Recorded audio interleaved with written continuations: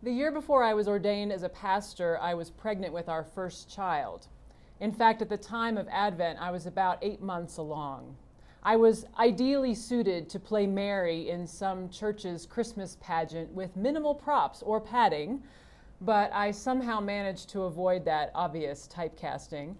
Instead, because I was not yet a pastor, I was able to sit anonymously in the candlelit pew on Christmas Eve, pondering the incredible journey Mary made to Bethlehem, her ankles swelling and her back throbbing, and ponder, of course, the incredible journey laid out before me as well.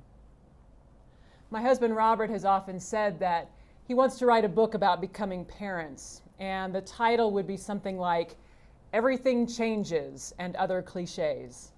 I now wish that I had $1, or maybe a nice long nap, for every time people with kids would say crisply, "Your whole life will change," a twinkle in their sleep-deprived eye.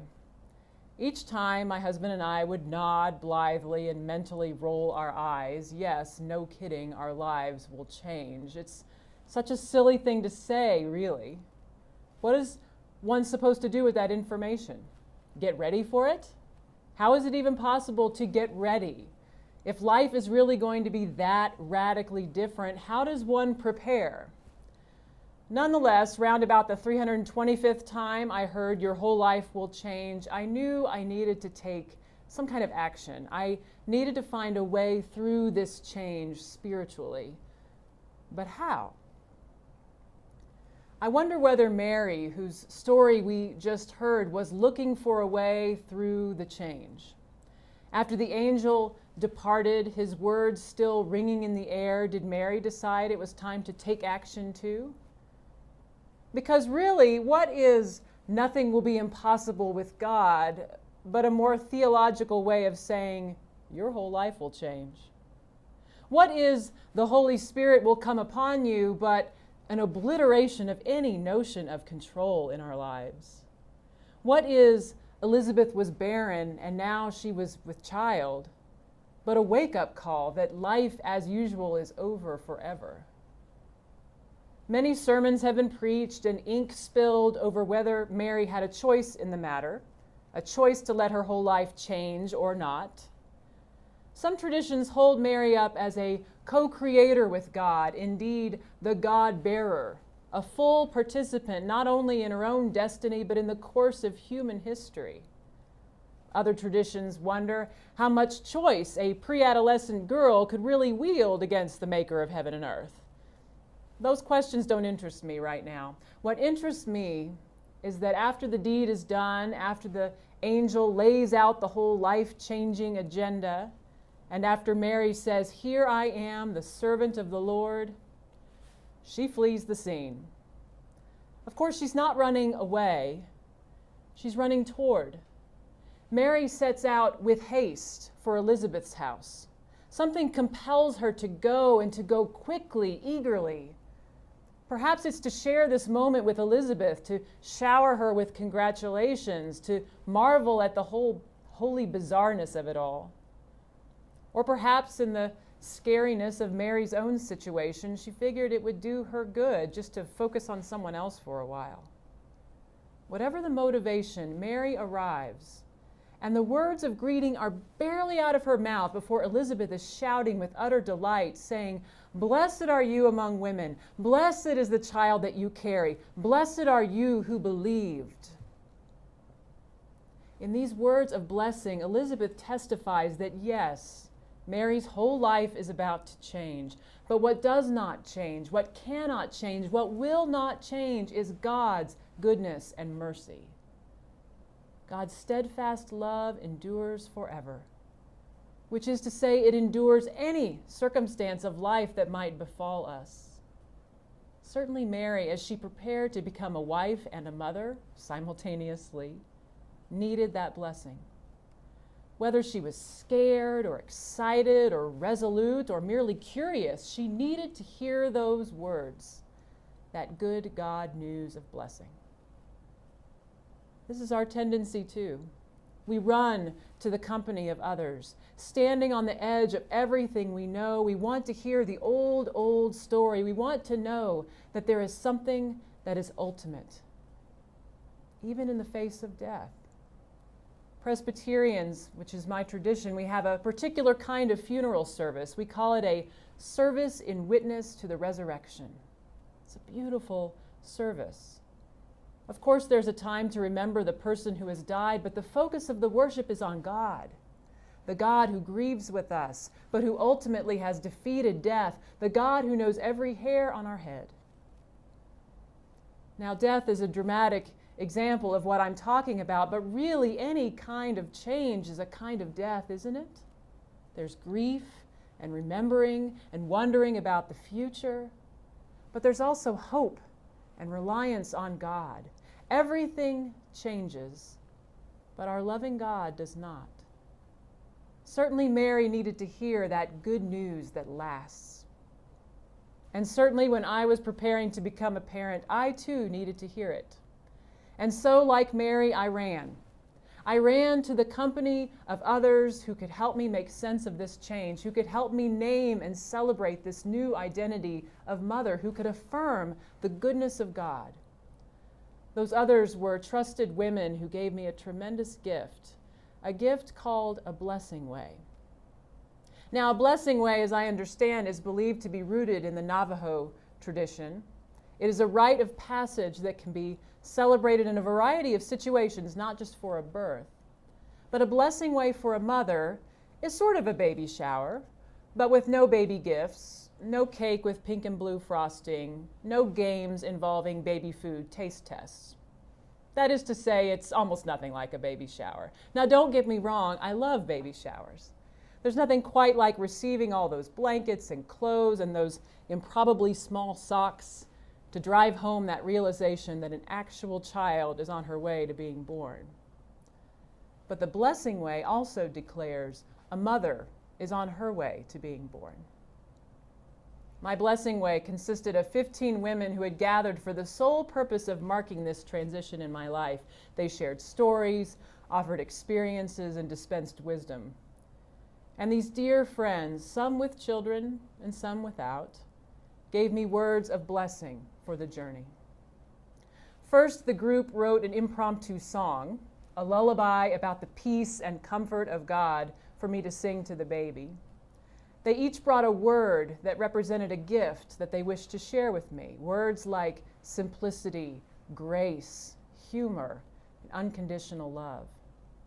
They named these gifts as they put beads onto 2 necklaces, one for me and one for my child. And because this was a Christian version of the blessing way, they laid hands on me and they prayed for a healthy birth. And they accepted candles for me and agreed to light them when I went into labor as a way of holding me in prayer. I will never forget the gift of that time. As I sat in that place soaking up the blessing, because what else can one do with a blessing but simply receive it?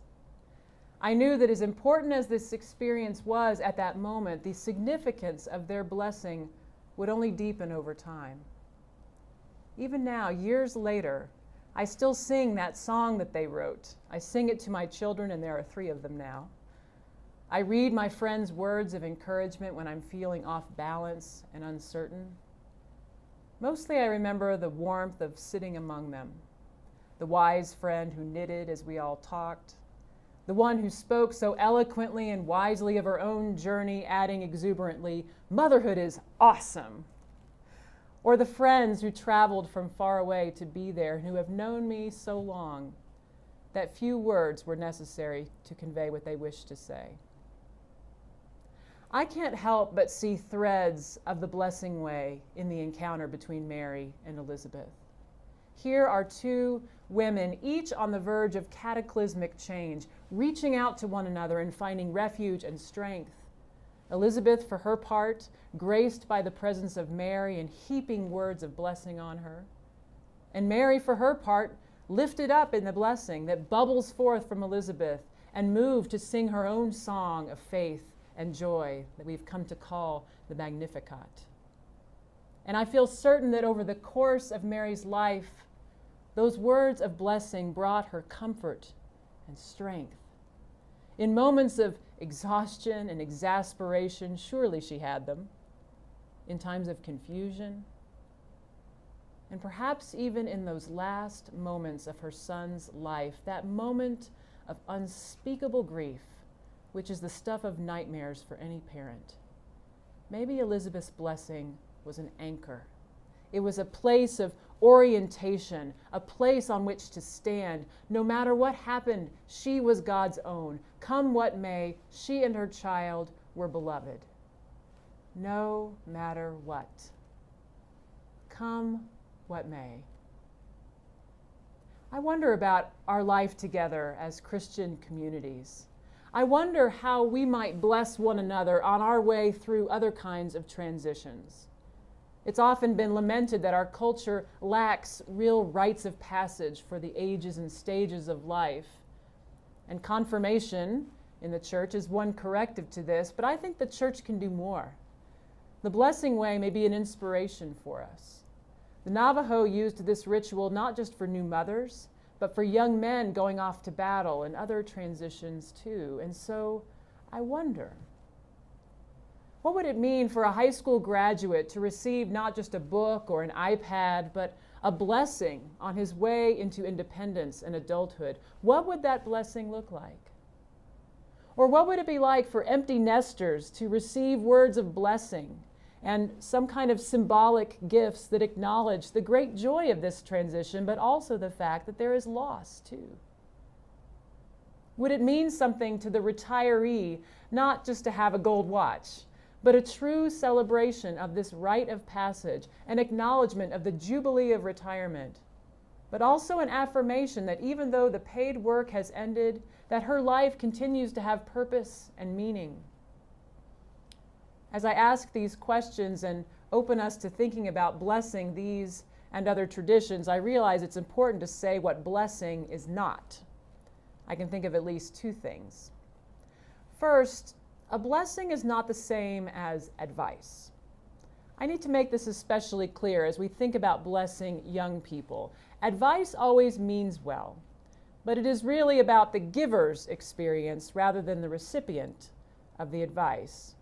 And ultimately, maybe that's okay, so advice may have its place, but not in blessing.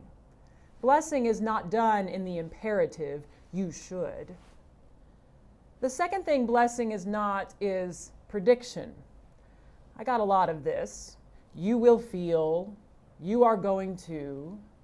The most popular was, you are going to want that epidural. Predictions might have an element of truth to them, but they are not blessing either. Blessing is not done in the future tense. Blessing is in the present tense. Blessing is declarative. It is a declaration of who God is and a naming of the gifts that God has given us to weather these changes.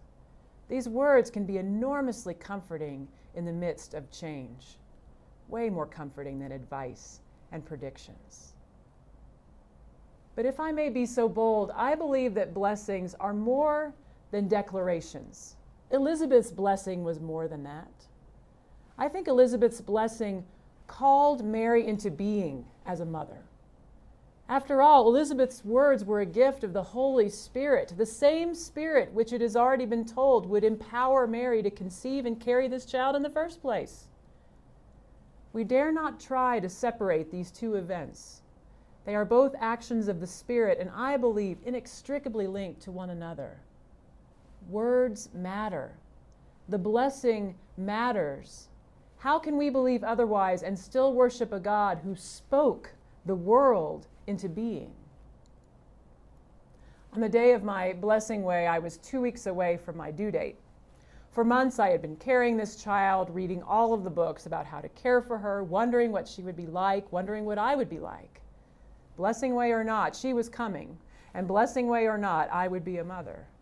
Yes. And yet, as my friends left that night, I knew deeply that I was ready. Not in the sense of being prepared, not in the sense of knowing what to expect. No, through their blessings, my friends called me into being as a mother. Their blessings made it so. I can't explain it. I simply know it. I became a mother that night, even as I was still becoming a mother. And that is the power of the Spirit's blessing. I cannot separate the naming of the experience from the experience itself, not for me and not for Mary. Elizabeth saw Mary for who she already was and yet still was growing to be. My friends celebrated my journey even as they cheered my arrival. And it is there, somewhere between being and becoming, somewhere amidst change and transition and Advent expectancy, that the blessing lies. It is a gift of the Spirit, and it waits for us to find it, to name it for one another, and to allow it to change us. Thanks be to God.